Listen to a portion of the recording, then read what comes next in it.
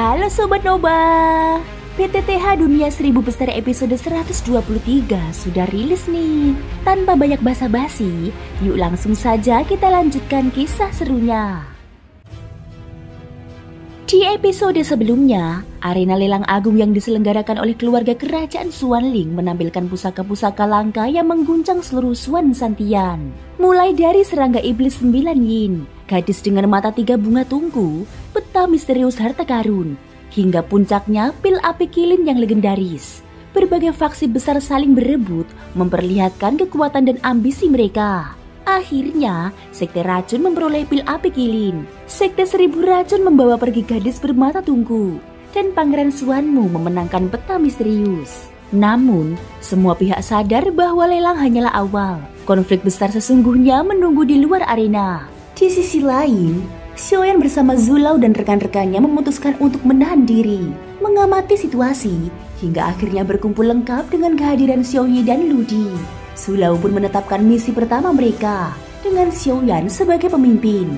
Sebelum kalian berangkat untuk berlatih, kalian harus ikut serta dalam aksi malam ini. Pertama, untuk melihat bagaimana kerjasama tim kalian. Dan kedua, untuk merebut benda-benda penting kali ini. Baik itu pil api kilin maupun mata 3 bunga tungku. Setelah meninggalkan kota Xuanling, kalian langsung menuju hutan itu. Sementara aku akan pergi ke tempat lain.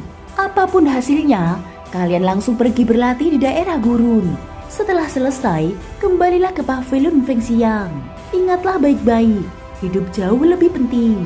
Usai berkata demikian, Zulau menggerakkan jarinya sedikit, lalu menatap ke depan.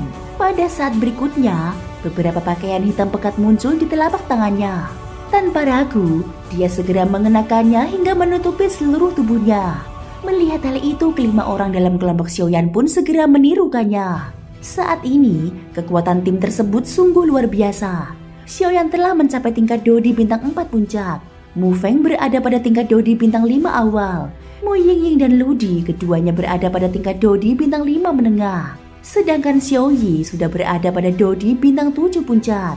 Zulau melihat semua orang siap, segera menghilangkan wujudnya dan melesat keluar dari kota Xuanling. Berangkat, keenam orang itu pun menyusul, perlahan lenyap dalam kegelapan. Sementara itu, di luar kota Xuanling, di dalam lingkaran istana kekaisaran, telah berkumpul 11 orang. Semua yang hadir memiliki kekuatan yang sangat menakutkan. Bahkan orang-orang berpakaian hitam yang dahulu pernah mengapung Xiaoyan dalam formasi 9 ikan bermain naga juga ada di sana, termasuk Raja Xuanling sendiri. Sebuah perintah dingin pun dilontarkan. Kali ini, hanya ada satu pilihan, berhasil, tidak boleh gagal. Tetua lain yang berambut putih dengan suara penuh keyakinan memberikan usulan. Mari kita berangkat. Sudah lama aku tidak berhadapan dengan para ahli dari klan ular di kedalaman padang pasir kematian. Raja Xuanling mengangguk. Dia sadar bahwa tanpa dukungan pemimpin legiun pemangsa naga ini, misi mereka hampir mustahil berhasil. Ke-11 orang itu berdiri di atas sebuah formasi teleportasi. Dalam sekejap, tubuh mereka lenyap dari dalam istana, lalu muncul kembali di luar kota Xuanling. Berangkat, target kita adalah kuil di kedalaman gurun kematian. Raja Xuanling memimpin rombongan. Bersamaan dengan lenyapnya sosok mereka, di sudut lain dari luar kota, sebuah pertempuran besar juga tengah menanti untuk pecah. Di tepi hutan rimba dan padang rumput yang luas, tampak danau berkilauan di bawah cahaya malam. Dari atas pohon besar yang menjulang tinggi, dua sosok hitam muncul dengan aura yang teramat tersembunyi. Jika tidak diamati seksama, kehadiran mereka nyaris tidak terdeteksi. Keduanya adalah anggota Sekte 1000 Racun dari Tanah Barbar. Salah satunya adalah Duyan, pewaris sekte itu, seorang ahli di tingkat awal Dodi bintang 6. Di sampingnya berdiri gurunya, tokoh tua beracun, seorang kuat di tingkat Dodi bintang 8. Sang murid mengutarakan keraguannya. Guru, apakah benar orang-orang dari Sekte Racun akan meninggalkan tempat ini malam ini? Sang guru menjawab, tidak sepenuhnya jelas. Namun, kedua anak kecil dari Sekte Racun itu telah memperoleh barang yang amat penting. Mereka pasti berusaha meninggalkan istana secepat mungkin. Aku juga mendapat kabar bahwa mereka telah mengirimkan pesan kembali ke sekte. Jika para tetua dari Sekte Racun benar-benar datang, keadaan akan menjadi rumit. Suara si tua beracun terdengar aneh. Tubuhnya seakan dipenuhi sesuatu yang merayap di bawah kulit. menimbulkan rasa jijik. Keparat, aku benar-benar ingin tahu berapa harga yang dibayar sekte racun hingga berani membeli pil api Kilin. Duyan mendengus dingin, lalu melirik pada gadis yang berada di belakangnya. Gadis itu tidak lain adalah mata tiga bunga tunggu yang berhasil mereka menangkan dalam lelang. Meski kini masih lemah, Duyan tahu kelak kedudukan gadis itu akan berubah drastis. Namun pada akhirnya, gadis itu tetap hanya akan menjadi santapan naginya. Senyum licik menyungging di wajahnya, namun gurunya segera mengingatkan, "Hati-hati, ada seseorang yang datang." Sadar akan bahaya, Duyan menundukkan kepalanya, memandang ke bawah pohon. Di sana tampak seorang perempuan muda berjalan perlahan, seolah takut menimbulkan suara. Sesekali dia menoleh dengan wajah cemas. Apakah itu orang dari sekte racun? Tidak jauh dari situ, di balik sebuah batu besar, 5 sosok hitam bersembunyi. Mereka adalah Xiaoyan bersama timnya. Setelah berpisah dengan Zulau, mereka bergerak sendiri. Xiaoyan menggunakan kekuatan jiwanya untuk menutupi jejak dan perlahan menyusup ke dalam hutan. Tatapan Xiaoyan segera tertuju pada gadis itu. Namun dia tidak berani sembarangan menggunakan kekuatan jiwa ataupun mentalnya. Kenapa aku merasakan keanehan dari tubuh gadis ini? Seolah-olah doki di dalam dirinya tidak wajar. Mungkinkah karena dia berlatih doki beratribut racun? Mufek menebak perlahan, namun Ludi menggeleng, alisnya bergerut. Tidak, doki beratribut racun tidak akan seperti ini. Aura itu lebih mirip gelombang dari avatar jiwa tingkat kaisar. Xiaoyi bertanya dengan suara rendah. Haruskah kita bertindak sekarang? Xiaoyan menggeleng. Sejak memasuki hutan ini, aku merasakan aura lain. Bukan hanya kita yang mengincar mereka. Mari kita tunggu. Biarkan pihak lain bergerak lebih dahulu. Ludi menambahkan setelah mencoba merasakan lebih dalam. Getaran itu seperti berasal dari mata tiga bunga ular legendaris. Mu Yingying segera berkata dengan nada tegas, "Kita tidak boleh membiarkan gadis itu jatuh ke tangan orang jahat." Di atas pohon, Duyan juga mulai mendesak. "Guru, sepertinya di sini memang tidak ada orang lain. Kesempatan tidak boleh dilewatkan. Ayo bertindak." Si tua beracun hanya mendengus kesal. "Kau memanfaatkan tulang-tulang tuaku sebagai tenaga kerja lagi." Tubuhnya segera dipenuhi belatung hitam yang menjijikkan. Dalam sekejap, dia menghilang dari tempatnya dan muncul tepat di hadapan gadis dari sekte racun itu. Perempuan itu mendesis dingin. Suaranya mengandung amarah.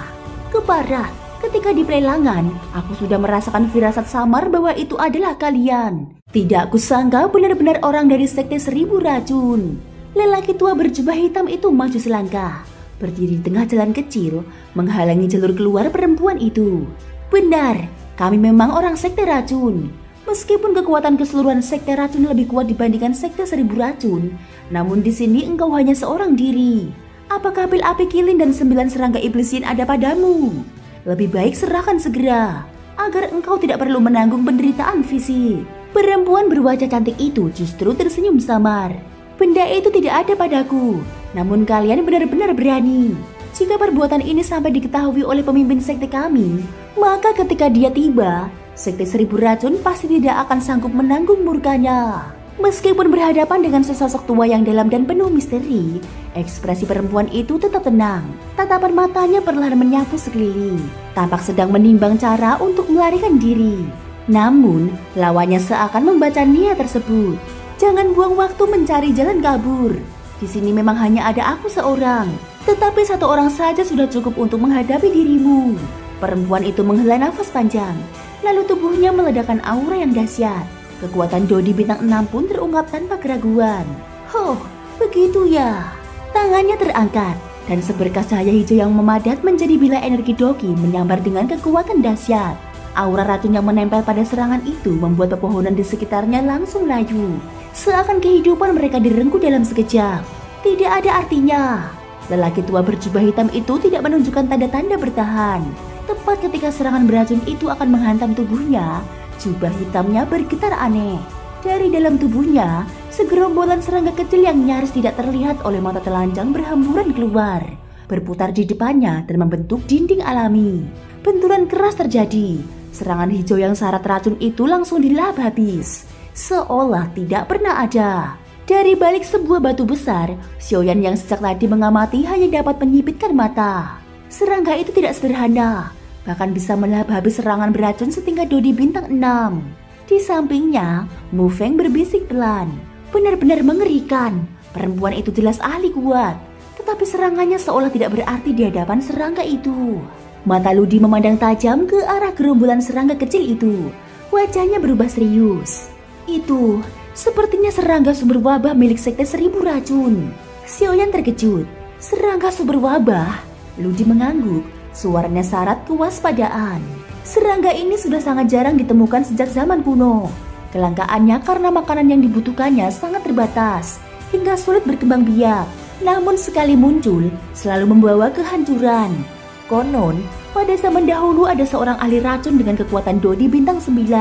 Dengan bantuan serangga sumber wabah, dia membantai habis sebuah sekte besar yang bahkan dilindungi 2 orang kuat dosian. Yang paling menakutkan dari serangga ini adalah sifatnya yang tidak bisa dicegah. Baik pertahanan Doki maupun perlindungan jiwa tidak dapat menghentikan mereka. Jika berhasil masuk ke tubuh, hampir mustahil dikeluarkan. Bahkan aku tidak tahu cara menyingkirkannya. Mendengar itu, Xiaoyan langsung memperkuat lapisan kekuatan jiwa yang melindungi mereka berlima. Semua orang hati-hati. Namun tepat ketika dia hendak kembali menatap arena pertempuran, matanya menangkap sesuatu. Dari atas sebuah pohon besar, sosok hitam muncul perlahan, membawa seorang gadis kecil yang tampak pingsan. Sementara itu, perempuan racun yang semula hanya ingin menguji kekuatan lawannya, kini benar-benar terkejut. Serangga yang dikeluarkan tetua racun adalah serangga sumber wabah. Racun di antara racun. Serangga mematikan yang terkenal mustahil untuk ditangkal. Lelaki tua berjubah hitam itu melangkah maju. Dia mengatakan, "Gadis kecil, menyerahlah dengan patuh." Namun perempuan itu justru tertawa aneh. Suaranya mengejek. "Kalian begitu bernafsu mendapatkan 9 serangga iblis yin dan pil api kilin." Ekspresi lelaki tua itu seketika berubah, seakan menyadari sesuatu. Dan pada saat itulah, suara berat dan kasar menggema dari kejauhan. "Orang Sekte 1000 Racun, ini adalah wilayah luar kota Xuanling. Kalian sebaiknya segera pergi."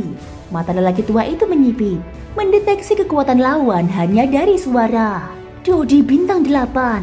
Suara itu belum habis ketika sebilah pedang besar meluncur dari langit, menghantam tanah dengan aura tajam. Sosok tinggi kekar muncul, memperkenalkan dirinya dengan lantang. "Sundalong dari klan Sun, kota Xuanling." Ketika nama klan Sun disebutkan, sosok berjuluk Dewa Racun tua pun sedikit terkejut. Klan Sun dikenal sebagai pengawal pribadi Kekaisaran Xuanling. Dapat berdiri sebagai perisai di wilayah yang dipenuhi para ahli, sudah cukup menjadi bukti betapa tidak boleh diremehkan kekuatan mereka. Tanpa fondasi yang mendalam, mustahil bagi klan Sun untuk meraih kedudukan setinggi itu di dalam istana kekaisaran. Dewa Racun tua mendengus dingin, wajahnya penuh ketidaksenangan. Ia menyadari bahwa pertempuran yang berlarut-larut di area luar kota Xuanling ini bisa mengundang bala bantuan dari klan Sun. Jika sampai pasukan besar mereka turun tangan, bukan saja dia harus melindungi Duyan, bahkan benda langka gadis 3 bunga tungku pun akan terancam hilang. Pada saat itu, melarikan diri akan menjadi sangat sulit. Dari langit, sebuah sosok perkasa melayang turun. Bersamaan dengan itu, sebilah pisau besar berwarna hitam pekat menancap keras ke tanah. Sesosok tubuh gagah pun muncul, berdiri tegak di hadapan Dewa Racun tua. Pisau besar itu berbentuk segitiga, dengan 2 sisi bilah yang sangat tajam. Begitu bilah hitam itu tertanam di tanah, seolah ada kekuatan gelap yang merembes perlahan masuk ke dalam bumi. Hanya saja Dewa Racun tua tidak menyadarinya. Sosok tersebut adalah Sundalong, salah satu ketua klan Sun, bahkan bisa disebut legenda di dalam klan. Di usia muda sudah berhasil memasuki jajaran tetua. Hal itu cukup membuktikan betapa kuatnya bakat dan kekuatannya. Tubuhnya kekar dengan otot yang menonjol. Matanya menatap penuh amarah kepada Dewa Racun tua. Sementara aura menakutkan samar-samar menyelimuti tubuhnya. Dewa Racun tua menatap dan hanya bisa bergumam dalam hati. Jadi ternyata orang dari klan Sun. Di atas pohon raksasa, Duyan menyaksikan segalanya dengan jelas. Dia tahu kedua pihak sama-sama berada di tingkat menengah Dodi bintang 8. Selain itu, Dewa Racun tua masih menguasai serangga sumber wabah, sehingga baginya hasil pertempuran hanya soal waktu. Namun dia tidak menyadari bahwa seorang pria dengan pedang berat di punggung sedang perlahan mendekat. Wanita racun itu justru tersenyum tipis, tidak memperlihatkan kegelisahan sedikit pun. Dia sudah menyadari keberadaan Sundalong sejak awal. Dewa Racun tua mendengus berat, matanya penuh kewaspadaan. Klan Sun ini terlalu naif. Perempuan itu jelas ingin memancing kita saling bertarung agar dia bisa melarikan diri. Jangan sampai engkau termakan tipuannya. Sundalong hanya melambaikan tangannya dengan tenang. Seketika cahaya kuning berbentuk sinar doki melesat dan menyelimuti wanita racun bertelanjang kaki itu, menjebaknya di dalam sebuah ruang terisolasi. Wanita itu terkejut, tubuhnya terselubung cahaya kuning yang pekat. Sundalong tersenyum tipis, matanya berkilat. Ternyata benar, perempuan ini menyimpan sesuatu yang penting. Dewa Racun Tua merasa janggal. Dia benar-benar tidak mengerti bagaimana dia gagal merasakan kehadiran Sundalong sebelumnya. Sundalong mengatakan, "Tidak perlu heran, aku memiliki harta yang dapat menyembunyikan auraku. Dengan kekuatanmu yang baru sebatas Dodi bintang 8 menengah, mustahil kau bisa menemukannya. Sekarang, serahkan juga gadis 3 bunga tungku. Jika engkau menuruti kata-kataku, aku bisa memberimu kematian yang lengkap." Dewa Racun Tua murka, wajahnya gelap. "Omong kosong, mimpimu terlalu tinggi.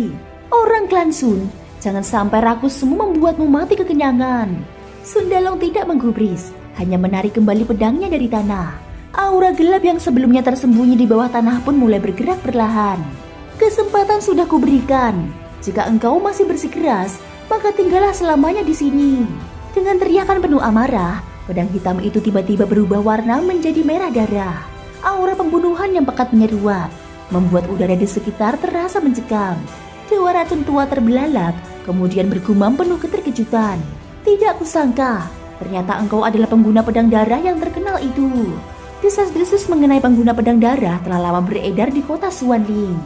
Seseorang yang menyalurkan kekuatan darahnya sendiri ke dalam serangan, sehingga menghasilkan kekuatan jauh melampaui batas normal. Di kota Xuanling, telah lama beredar kabar mengenai sosok pendekar yang menggunakan kekuatan darahnya untuk memperkuat doki dan serangannya. Dengan teknik ini, kekuatannya dapat melonjak hingga menyamai ahli Dodi bintang 8 puncak. Sundalong mengangkat pedang darahnya tinggi-tinggi, lalu menebaskan dengan kekuatan penuh ke arah Dewa Racun Tua. "Terimalah satu tebasanku." Dalam sekejap, bumi bergetar hebat. Tebasan itu menciptakan kawah raksasa sepanjang puluhan meter, menyisakan sisa energi merah darah yang menakutkan. Dewa Racun Tua berhasil menghindar, namun wajahnya berubah pucat. Dia merasa aneh, serangan tadi memang mengandung kekuatan luar biasa. Tetapi kecepatan Sundalong seharusnya tidak sampai membuatnya terpojok. Sundalong tidak memberi waktu bernafas. Dia kembali melesat, mengangkat pedang darahnya sekali lagi. Dewa Racun Tua menggertakkan gigi, wajahnya dipenuhi amarah. "Keparat, apa sebenarnya yang terjadi?" Sementara itu, di balik bongkahan batu, Ludi yang tajam penglihatannya segera memahami situasi. Dia berbisik pelan, "Dewa Racun Tua benar-benar sudah pikun." Gerakannya dibaca oleh Sundalong bukan karena kekuatan mata, melainkan karena bilah pedang itu, atau lebih tepatnya kekuatan gelap yang sudah lama meresap ke dalam tanah. Thank you guys sudah mendengarkan ceritaku di episode kali ini sampai akhir. Ikuti terus kelanjutan episode berikutnya ya. Terima kasih buat kalian semua yang udah subscribe, like, dan komennya. Semoga hari kalian menyenangkan. Sampai jumpa dan bye-bye.